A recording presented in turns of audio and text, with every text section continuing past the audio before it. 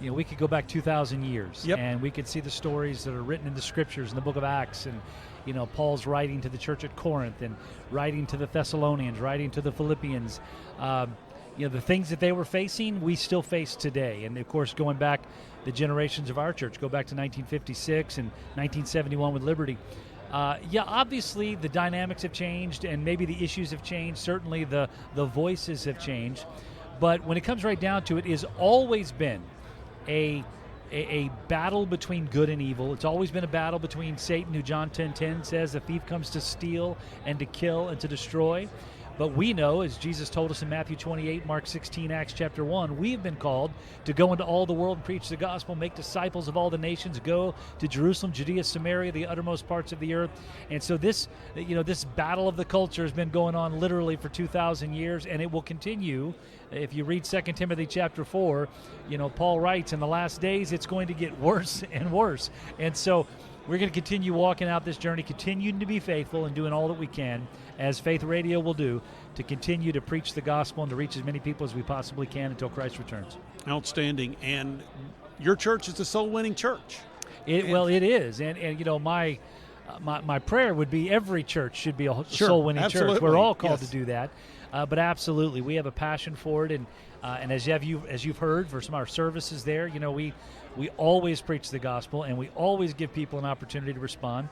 And every week people's lives are changed through the gospel, not because we do anything special or do anything different than a lot of other churches do. It's just we remain faithful to the calling that God has placed on our lives, and that's what He's told us to do, and so we're going to keep doing it. Jonathan Falwell joining us today here on the Meeting House on Faith Radio, Senior Pastor of Thomas Road Baptist Church in Lynchburg, Virginia, Chancellor of Liberty University. It's NRB, National Religious Broadcasters 2024 in Nashville. So let's shift just a bit. Yep. You are the Chancellor of Liberty University. As you mentioned, your father planted the church, Thomas Road, also planting the university. And I think about that phrase, champions for Christ. Right. And that's something that I know, working for at least one radio station that used to air the old-time gospel hour, and hearing your father preach and hearing him talk about Liberty University, and now seeing really a fulfillment of his vision. Tell me about how it, and I know that there's been obviously that sister relationship between the church and the school.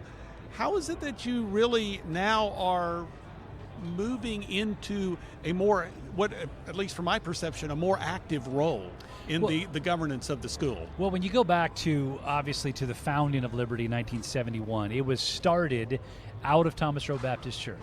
And in those days, when the school first started, we started with 154 students.